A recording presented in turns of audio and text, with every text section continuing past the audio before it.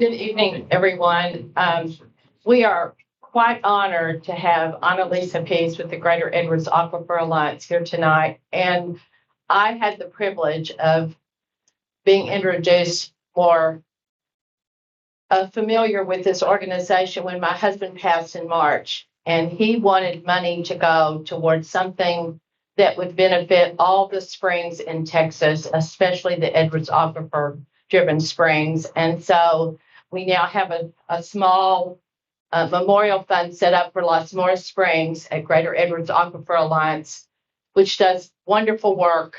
And so Annalisa has been so kind to come tonight. She's going to talk about their organization, how you can help them, how they can help you, and then we'll take questions and answers. So with no further ado, Annalisa Peace. Thank you.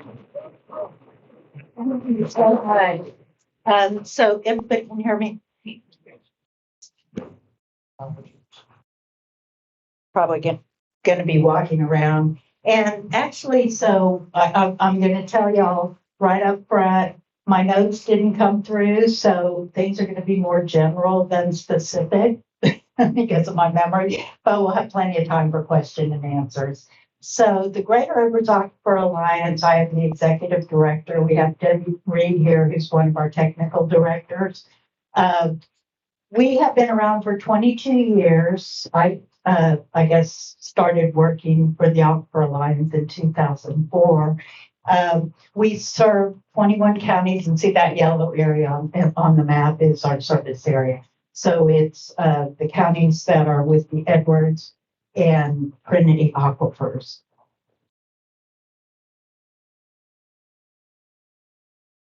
It's not advancing, sorry. No worries. Figure it out here. Annalisa, here we go. Thank you. Just Okay. So here you see like our service area, and we come all the way down here to Kent County and also to Valverde County, because these are Edwards Springs that y'all have, Las Moras and San Felipe. I'll give you a little overview of the Edwards. So you see the pink area on the map is the Edwards Aquifer Recharge Zone. That's designated by the state as the most environmentally sensitive area in the state of Texas. And the Edwards Aquifer has certain protections because of that. Then we have the purple area above that is the contributing zone.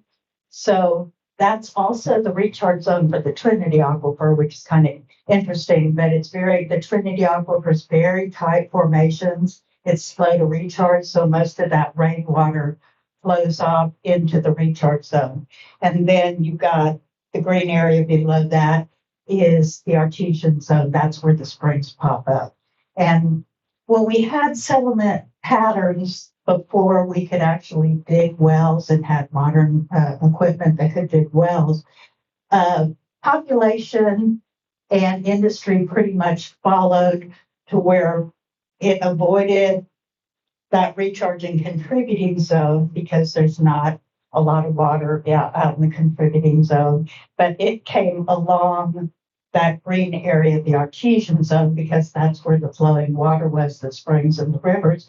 And that was actually good for the aquifer because in that area, you've got the aquifer water is separated by several hundred feet of clay. So you don't have the danger of pollution. Now the Edwards is a very vulnerable to pollution because it's large channels. And I don't know, in San Antonio, we have the aquifer levels on our news every night.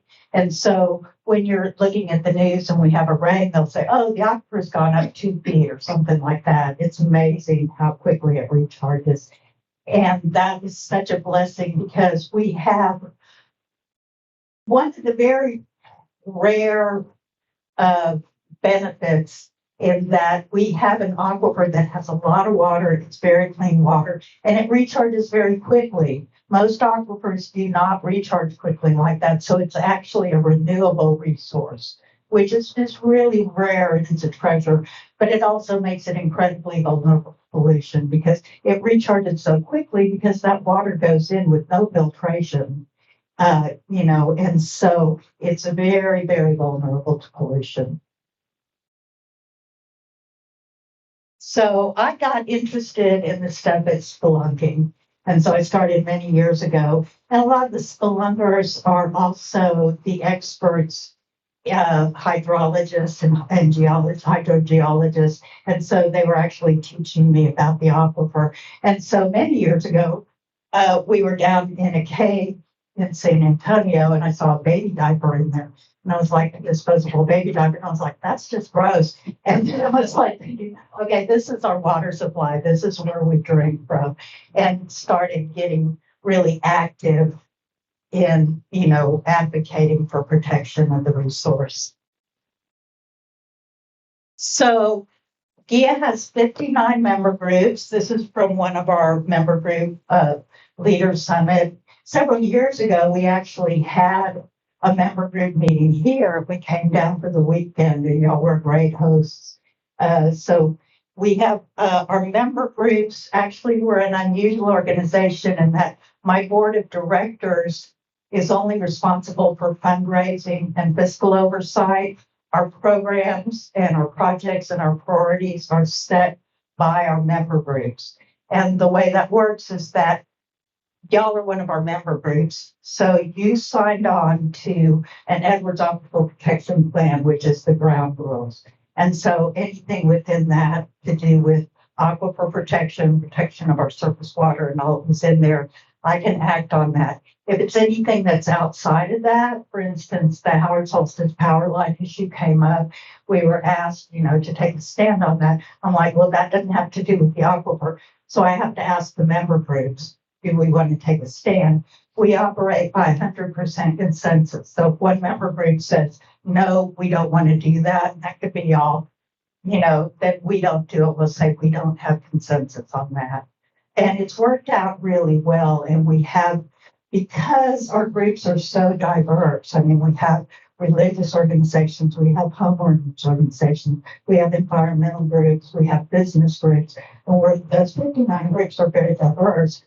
Our elected officials recognize that, and they're like, they'll call and they'll say, well, this is coming up. What do y'all think of this? And, if it's something that I know we have a position on, I can tell them, not, but they know that our groups are so diverse that if it's something that we support, that we have their back.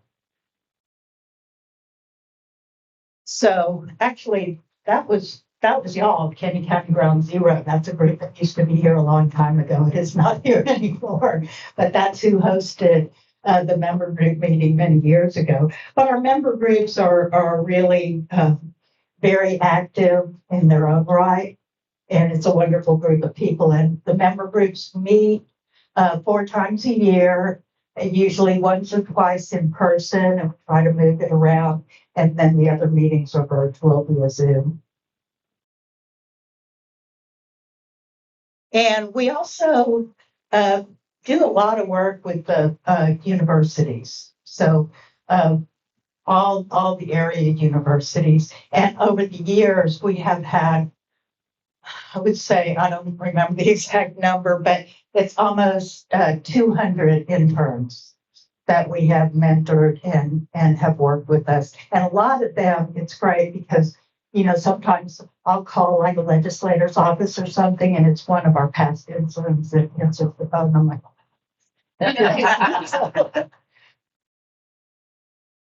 so we are based, our positions are based on science. And we are very scrupulous about that because that's the only credibility that we have. We want people to take us seriously, and they know when we have information that is very well researched.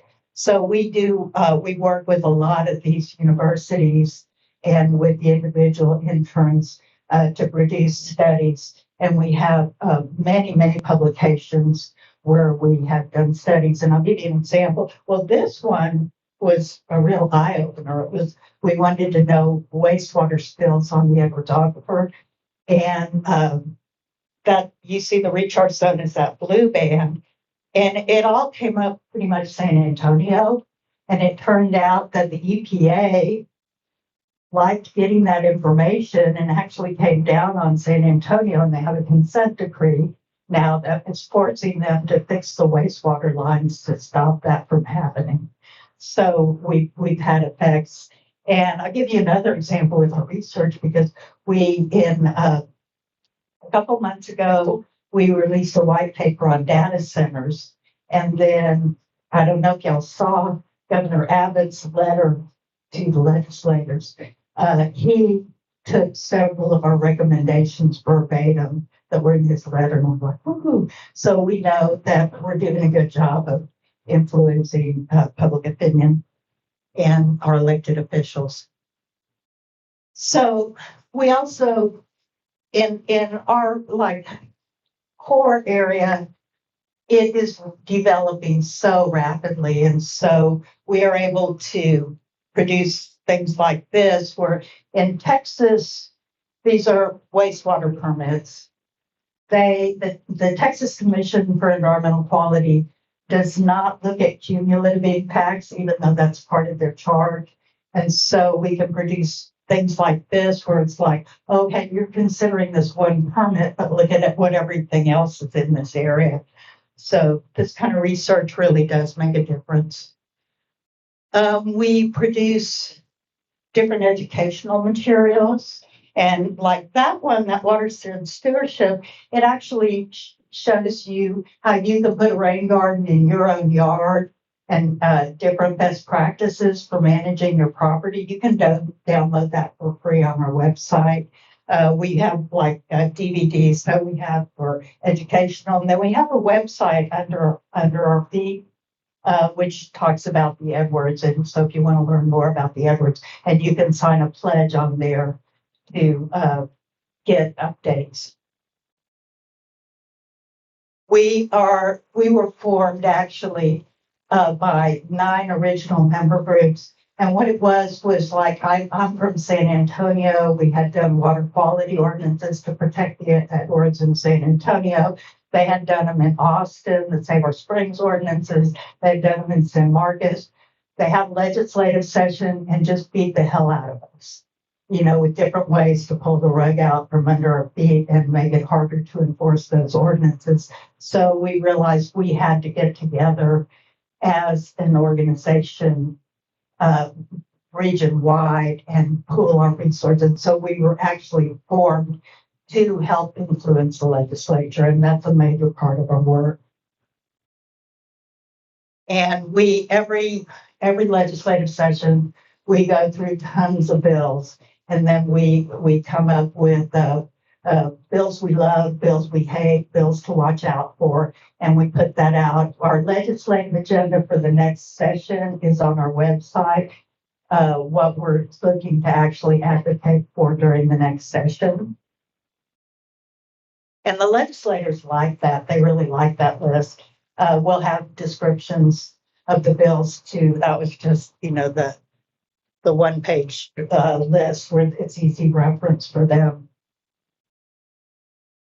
And then we have a ton of information on our website, and our member groups find that really useful. And a lot of times, something that you're dealing with can be something that other member groups have already dealt with, and we can connect y'all up, but you can also find so much information on the website. And then part of it's not just my job. We have a couple people who are really good on TV. And so when something happens, a lot of times they just, will call, can we come over to your office? Our main office is in San Antonio, Texas. And they'll just say, can we come over and interview you? Or we call press conferences about different issues. And we work with the media to highlight. So we're pretty widely quoted and considered a reliable source. And then we have a lot of conferences and all. So we had different conferences that have resulted in actual policy development in other communities. And that's, guidance that we can provide to. My background is land use planning. We have people on our staff. We have a policy director, we have 3 technical directors. And so if folks need help, we have a very small staff and they're kind of cute. They are like, we're small but mighty. But so we have, like, in addition, an office manager and her assistant, but we really are a small staff and they get a lot done. So, yeah, and then I'm going to a lot of meetings like this, to spread the word. And there's Debbie, this one of her programs. We were doing community rain gardens, so we got a nice grant to work with neighborhoods that are on the Edwards Aquifer recharge zone to put in these low impact development or green infrastructure projects to help filter the stormwater and before it's recharged into the aquifer and to encourage aquifer recharge. And then a lot of it is going out and visiting folks on their property. It's really kind of great because you see all these places where like people have caves on their property or they have these wonderful water features and like that. But most of the time, these are people who are good stewards of their property. They obey the law, and they will have a project that's coming in next door or nearby. And this is especially in our core service area, which is, these counties are in the top 10 of the fastest growing counties in the United States. So we have Bexar, Hayes, Travis, Kendall, Gillespie. I mean, these counties are just growing so rapidly. And so, if it's out on the recharge zone, this kind of high density residential developments are really problematic. So a lot of our resources go towards trying to, we can't always stop developments, but we're very good at negotiating settlements so that we're saying this is going to be better for the aquifer if you do X, Y, and Z. And so we've been pretty good at that. We have raised so much money, and we are actually fiscal agent for your group, and that's one of the services that we provide to our member groups, because a lot of times when the groups are getting started, they do not have the wherewithal to apply to the IRS for tax deductible status, but we do have that. We can act as your fiscal agent, which means that people give money to your group, but they make the check to us and we pay the bills. And that way they can get a tax deduction because the GEAA is a tax deductible organization. And you're providing those services. And so many of the groups, I think of the groups that we have, 59, I'd say a third to half are groups that we helped organize and brought them up through this process where they actually, several of them have gone on and gotten their own recognition from the IRS and become recognized nonprofits. But we, foster y'all, and if, you might be ready to take that step someday. Some of the groups, we've been their fiscal agent for like 15 years. So it's up to y'all, whether you want that stewardship or not. And we're really cheap. If you see our office, you would know that. But so every year our it's 10% or less. I think this year it was 8% of our funds went to operating expenses. So the money is really put to good use. And I think that's it, so I'm going to open it up now to question and answer. So, yeah. At dinner this evening, you've made some comments about our spring, and I just wish you would share, as a person visiting once again, what you think about Lussmore Spring. Well, I've been coming down here since like 2004, and I'll tell you, your springs are some of the most beautiful in Texas. This what you have here, I think it's much more beautiful actually than Barton Springs, which is like a huge attraction. People in Austin like just, oh my God, we've got Barton Springs. I'm like, you have not seen the most beautiful. because you haven't been down here. So you guys really have a treasure here. And it's our job to help you protect that because, this spring, it's not just that it's a recreational amenity.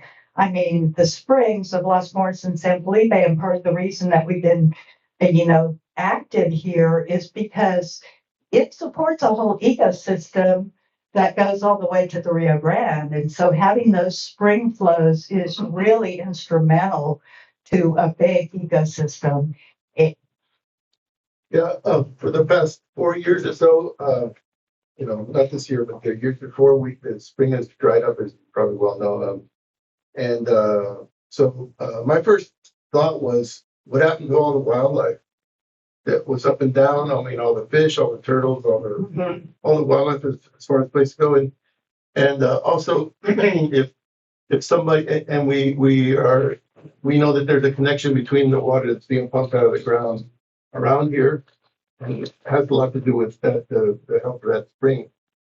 So is somebody liable for the destruction of that environment all up and down the creek there? Oh, that's a good question. So he's asking, is somebody liable for the ecological destruction from when the streams dry? Because it would have an impact on wildlife, definitely. If I was to mess up the spring so much that the water quits flowing, I mean, I'd probably be in court somewhere. Well, it's happened before. I mean, we've had the big springs that have gone dry from overpumping. And that was mainly in areas where they don't have groundwater districts. Now, y'all do have a groundwater district, so you should have the tools to prevent that from happening. And we're actually would like to see your withdrawals, the amount that you're allowed to withdraw tied to spring flows. And that's what the Edwards does. The Edwards Aquifer cannot, they're capped at a certain amount of withdrawals for spring flows at Comel and San Marcos Springs. And, I worked on putting together, through a habitat conservation plan that's registered with the Fish and Wildlife Services. But you can do that. And what it's resulted in has actually been really beneficial because the amount that can be pumped is capped. So you can't get a new permit, but you can buy somebody else's permit. And so it's turned into a water market. And so folks who want to sell their water have a lot of buyers because what we're seeing is these data centers in Medina County, they're going to the Edwards Aquifer Authority permit holders and buying their permit and they're paying really good prices for them. So it turns out that it's a water market. It's beneficial for the whole Edwards system and especially the springs and the rivers because we wouldn't have them if we did not have those caps. So on this subject of data centers, which God forbid, I don't think it's a matter of if they're coming, I think it's when they're going to come here. So a data center comes in here, a big corporation, Amazon, Lancium, one of those big corporations. The water that they use, that's going to be up to our local groundwater district directors and the staff to monitor the usage of the data center. That's correct. They would apply to she's asking who would permit if a data center were to come here, who would permit their water needs. And so, they would most likely go to your groundwater district to apply for a permit. Give it to usage. Yes, and the groundwater district would monitor that usage, and that the groundwater district should be metering all their permitted wells. They don't. But they should be, and so I think you have a huge opportunity, and there are some models, of how y'all can manage this resource well and preserve these springs. We're trying to manage the water board right now, trying to figure them out because they're not managing it. They're not doing their job. And we're trying to figure out what recourse we need to take in order to get them to toe the line. Yeah, and we're very committed, the Aquifer Alliance, to helping out with that, because when I saw the audit from the state, it was not complimentary, I will just say that. It was pretty much like you're failing on every measure and Right. irresponsible. And so we would like to see it, y'all served with more responsible And management. what could you do? That's for gonna be up that? to y'all. We can help you. I guess. But we've gone, we protested, Mhm. especially after the audit came out, and nothing changes. I think there's going to be changes in how groundwater districts are managed, most likely during the next legislative session. We'll be working with y'all. I understand that your group has gone to have some legislation that would change things to make the membership on the trustees of the groundwater district more equitable, and we totally support that. But I think also we're going to have some opportunities to work with the state. And so what I would say is like, we're talking to a lot of legislators because that's our job. I'm a registered lobbyist, and Rachel Haynes, our policy director, and we talk to the staffers and the legislators and on. And there's several ideas about what might happen with groundwater districts, but I think it's generally recognized that y'all aren't the only one. There's a lot of groundwater districts that are over permitting, and it's frankly the state's fault, because in a lot of them, like the Hayes Trinity groundwater district, the only way they have to make any money at all is by selling permits. So of course they're going to sell permits, and then you have also the prospect of liability, and we've seen it over and over where the groundwater district refuses to issue a permit, and then they get sued, and they don't have the money for uh, defending from a lawsuit. So a lot of groundwater districts are cowed into actually letting permits, even though they think it's probably not a good idea because they're afraid of getting sued. So those are some of the issues. I really hope there's an appetite for addressing those issues in the next legislative session, because the legislators have realized that we have so many needs for water, and at the rate the state is growing, and we do not have the water to meet those needs. And they have put in a mechanism, the desired future conditions, and a lot of the groundwater districts have done a good job. But to be able to defend those, that's the amount that the groundwater districts agreed to allow for pumping. And it's a very democratic process. And it could work right, except we have not given the groundwater districts the authority that they need to do that. How many, how many of your groundwater districts do not have rock plan?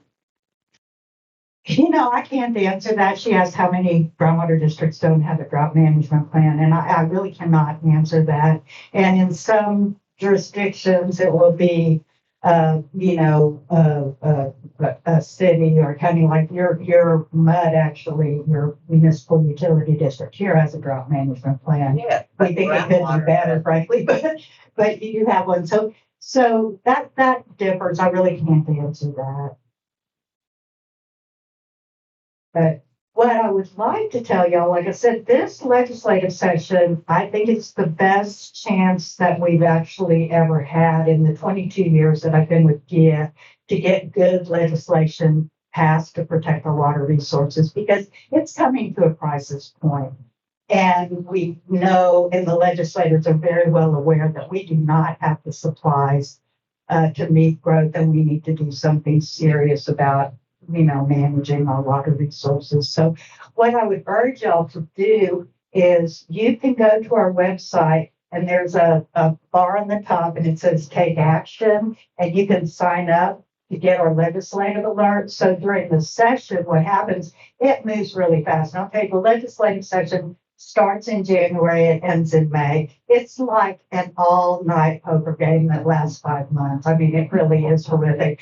But we keep track of it. We look at the hearings, when do you have a chance to weigh in on things? What bills are good, what bills are bad. We've been really good at stopping bad bills over the year. And during the session, all of the environmental groups in the state, we all work together like we're one staff. We have this organization called Alliance for a Clean Texas. So it's like one group will take energy issues, one group will take the, and we, typically lead up a lot of the water issues. But it has been very effective. And I think this session, we actually had a chance to get good legislation passed. And I've said some of the bills where we did not get them through in the past.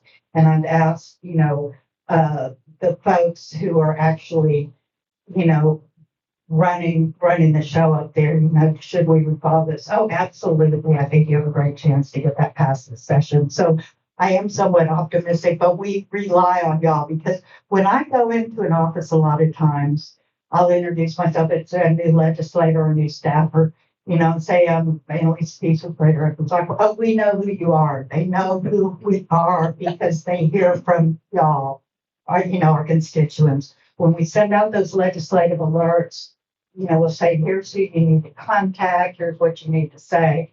And they hear from y'all. It could be an email, it could be a phone call, whatever your choice of getting in touch with them is. But they do hear from you, and it really makes a difference. And what we've seen is like State Senator Campbell is a good example. She is a state senator that represents some of the counties within our district, Hayes Comal, in that area that's really growing rapidly. She was very, very pro-development in the beginning and was really not a friend at all. And over the years, she filed a bill last year that was my dream bill. And I was just like, holy hell, this is Senator Campbell. I mean, and it's because she's heard from her constituents. That's what they want. And then it didn't get passed, but, it was, and she, her staff called, if we file that bill again this session, will y'all support it? And I'm like, oh, hell yeah, So, I can tell some of it, I think, is the advocacy of folks like y'all, because it is kind of a groundswell of people. And some of it is the immediacy of the problem, like they can't ignore it anymore. You're talking about different bills and legislature. I think, are they planning to amend the rule of capture that was created in 1904 by the Texas State Supreme Court? Have they mentioned that, or? They have, and I just about dropped my teeth. It was because we've never heard them. We would, the rule of capture is a problem, and blah blah blah. Never heard of it. Then it was a hearing of the House Natural Resources Committee that they had last spring, and actually the chairman said we might need to reconsider the rule of capture. I was like, holy hell, I've never heard him say this. Now, I don't think they're going to come up with anything specific this next session. I think they're going to direct a bunch of studies to see what would be the best path forward with that. But that's huge progress. I mean, that is huge progress. So what could you to help push change in the I think part of it is, it's hard to come up and testify, but when they do have people testifying, and this always gets me because it's the legislative session is always during spring planting, and I have farmers, who will want like certain legislative actions and they're very active, and then I'll say, can you come up and testify? And they're like, are you kidding? I'm on the tractor all day. So yeah, it's that makes it difficult. But during these interim hearings, a lot of folks from the rural areas have been going up, and a lot of that is because of the data center issue, because it's going in rural areas and it's development that isn't necessarily appropriate for those areas and the resources that they have. So I think that's another factor that's going to actually make it interesting. But you had, what brought it up was, I can't remember which county, but it's the county that's represented by the chair of the House Natural Resources Committee. And this speculator named Bass brought a bunch of land up there and then put in to drill 17 wells so that he can export water. And boy, all hell broke loose. And they were like, oh my God. And, you know, we see this with, because I was talking to Senator Colthort's staff, and they have Burleson County and some of the other counties where a lot of export is going on. And the farmers out there, their wells are sucking air. And I mean, it's just not right. You know, I think there's better ways. And like I said, you know, mentioned how the Edwards actually has a water market. So people who have excess rights and want to sell can do it. But, you know, in a certain amount under the Edwards rules has to remain with the land to make sure that it can be productive.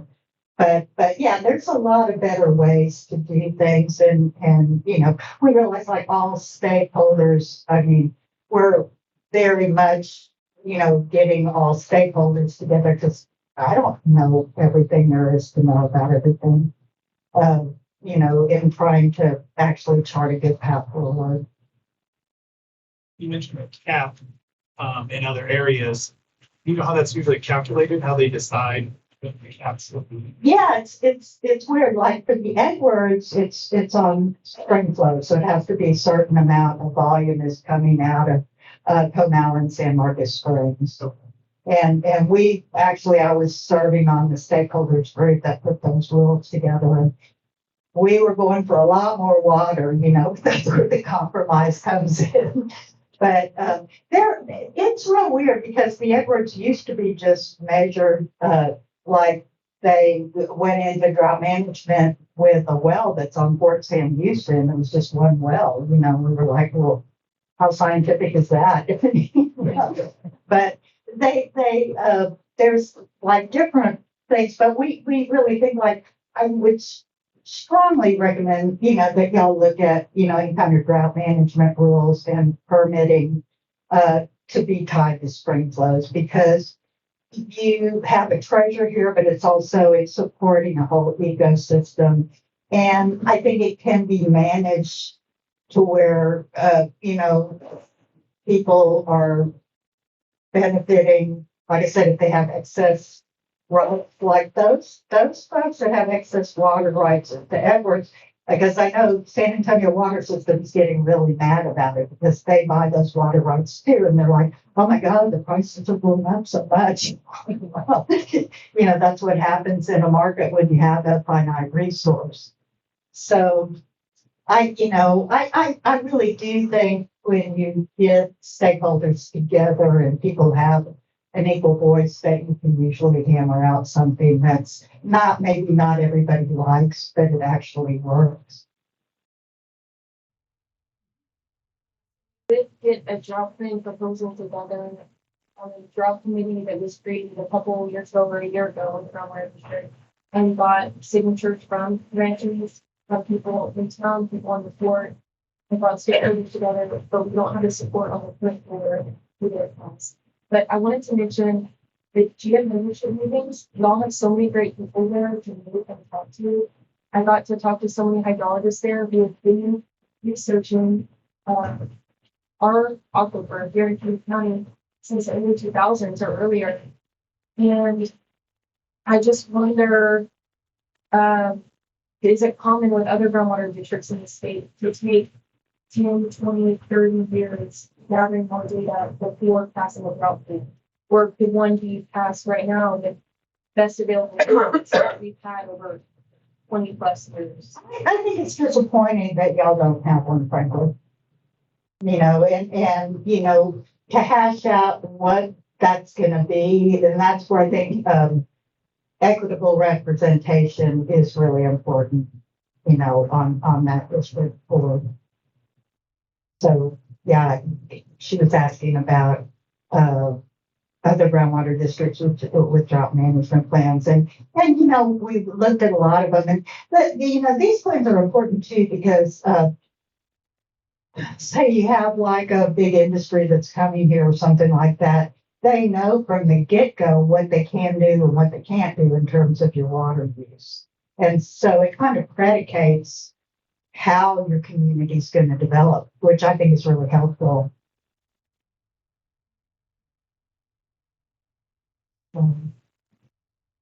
Well, we don't have any, oh, I walk a lot and people know I love that spring.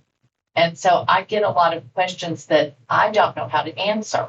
And I just wondered if you could, because a lot of us, they don't go to the groundwater district. They're not on Google looking at stuff. Could you just kind of talk about the aquifers that are here in this county and also the difference between surface and groundwater, maybe? Is that something you could just briefly touch on? yeah, and she talked about the difference between surface and groundwater and then the way, other districts are managed. And there are 99 groundwater districts in the state of Texas, and every single one of them has different enabling legislation. And that's something that the legislature actually saw as problematic. We had last session, it was really heartbreaking because one of the worst legislation that I've ever seen to enable a groundwater district was the Hayes Trinity.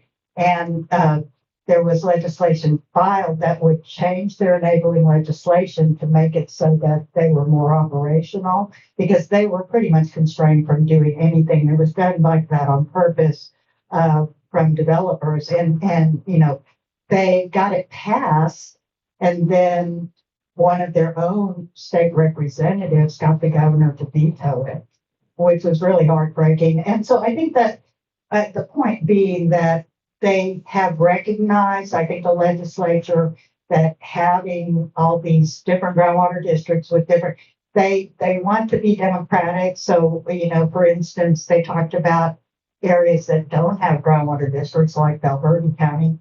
If they were to say that they're going to make them have a groundwater district, I don't know how they're going to do that, but that the people would have a vote on it, which is something we totally support. I mean, if you don't want a groundwater district in your area, you can vote no.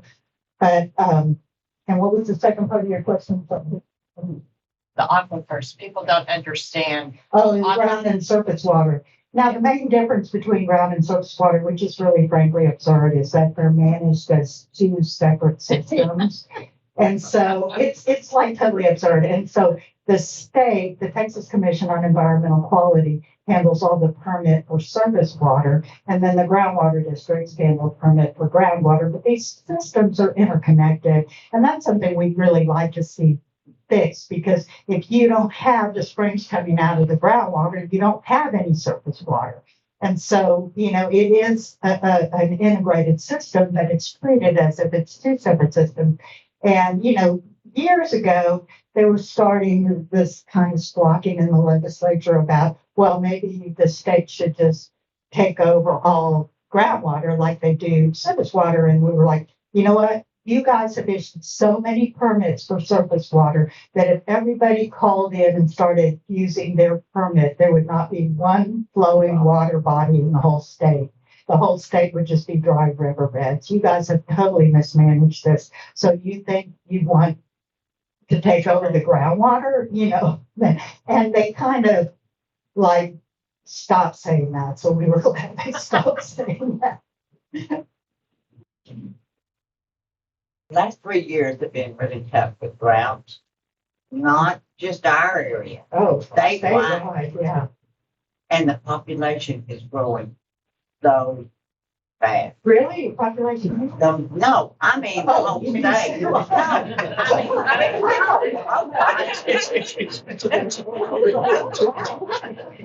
I didn't see the but, and building new subdivisions, which calls for, It's the bane of my existence, I'll tell you. okay.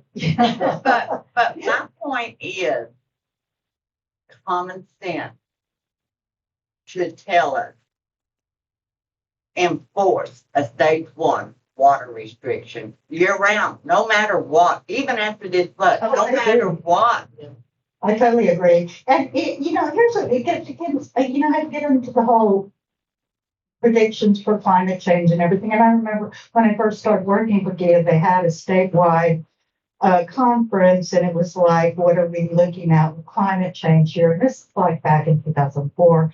And, it was the most grim day I have ever spent my whole life. All afternoon, it was scientists telling us how messed up everything was going to get. And, they've been borne out. But then this last guy comes up and he goes, well, it's good news for dryland cotton farming.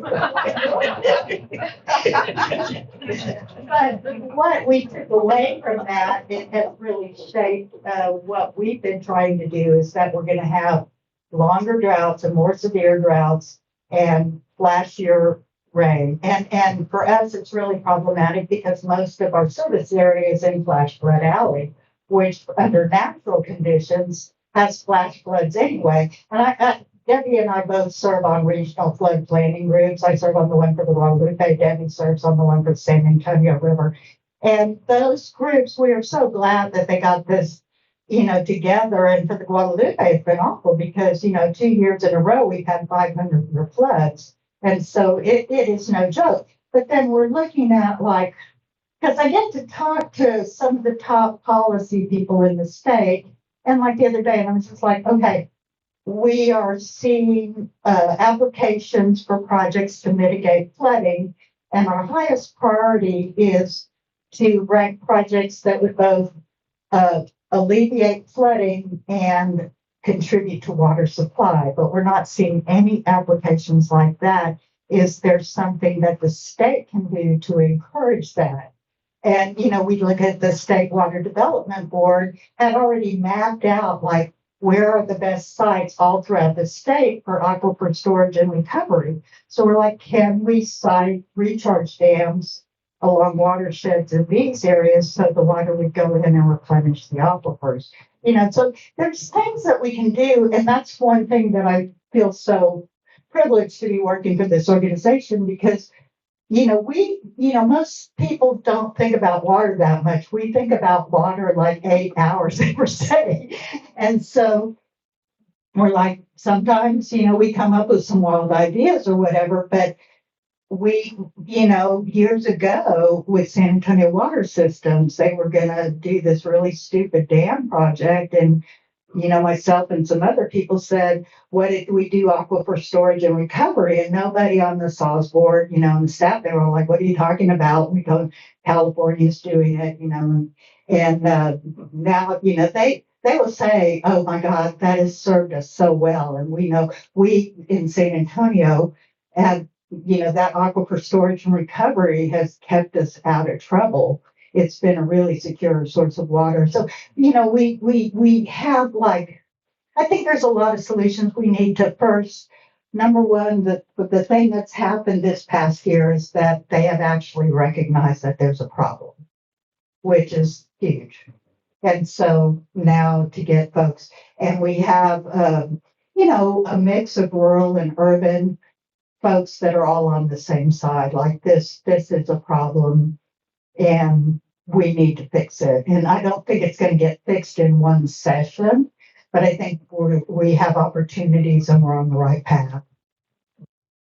How does that storage and recovery system work? What is it? So what it is when we have excess rainfall, we bought land in the Carrizo Wilcox aquifer, and that's a sand and gravel aquifer, and that excess water from the Edwards, the Edwards is, and the spring flows are really running high and everything. It's channeled there and it's put in storage.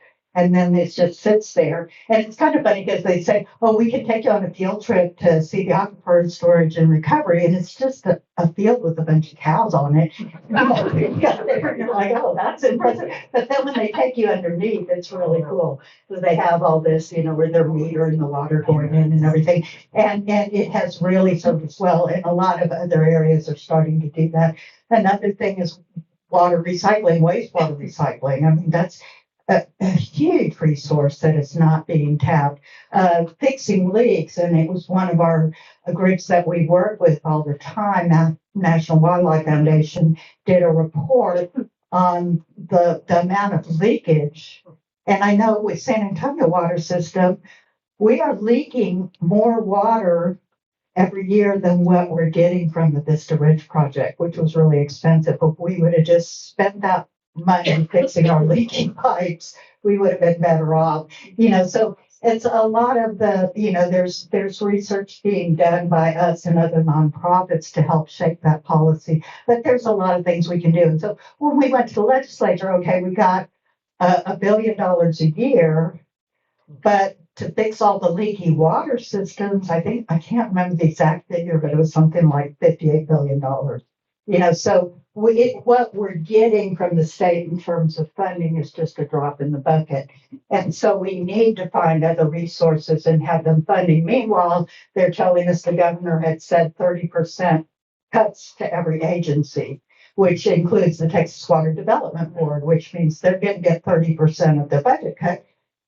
And they don't have enough money right now to address the needs, And so it's the money is going to be an issue. And we're trying to look at things creatively too. It's like, well, why not tax the data centers and put it into a fund for developing new water supplies? I mean, we're just trying to throw out.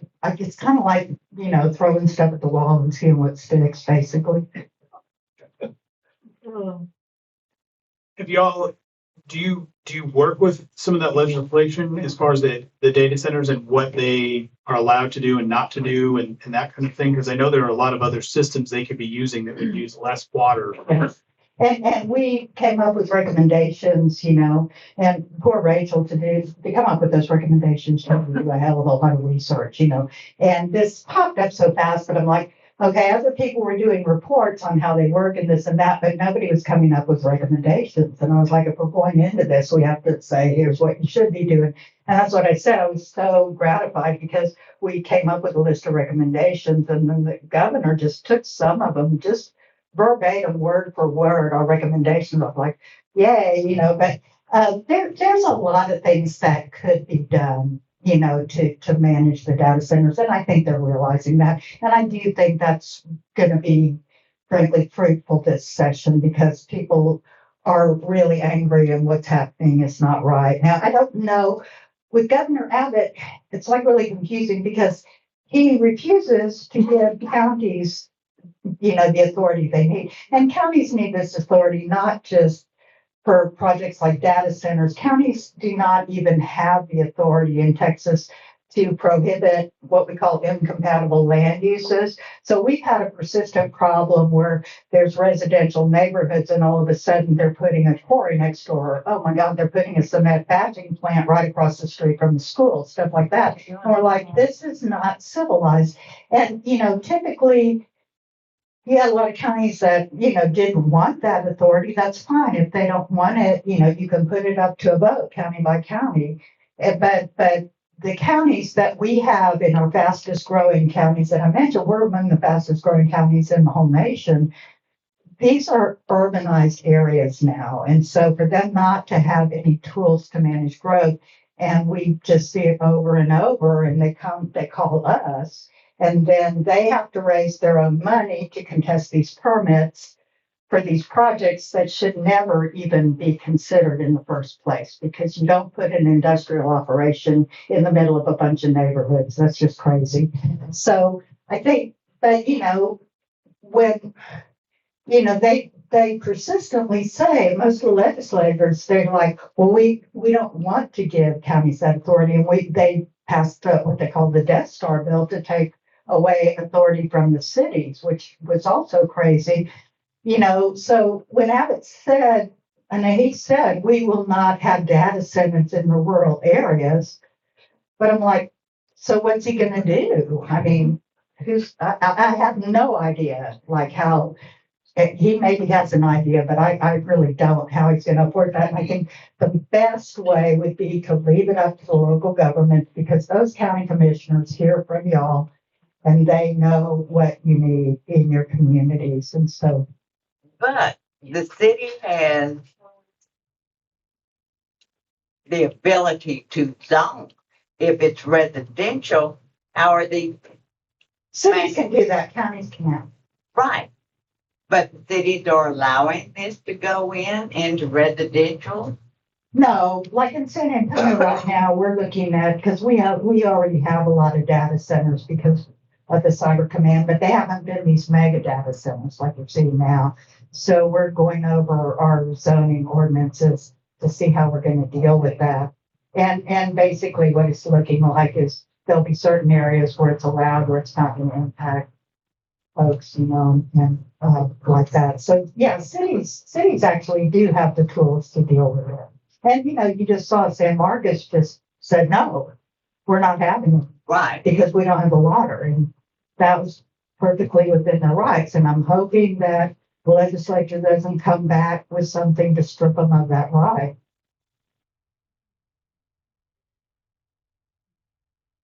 So, well, we're coming up on an hour. This has been really, I've been doing most of the talking, but I have enjoyed meeting with y'all, and you asked really good questions. So we really do hope that y'all stay engaged and sign up for the newsletters. I don't send one out. Usually I send one out on Friday, but during the session I send them out a lot more often because things are moving fast.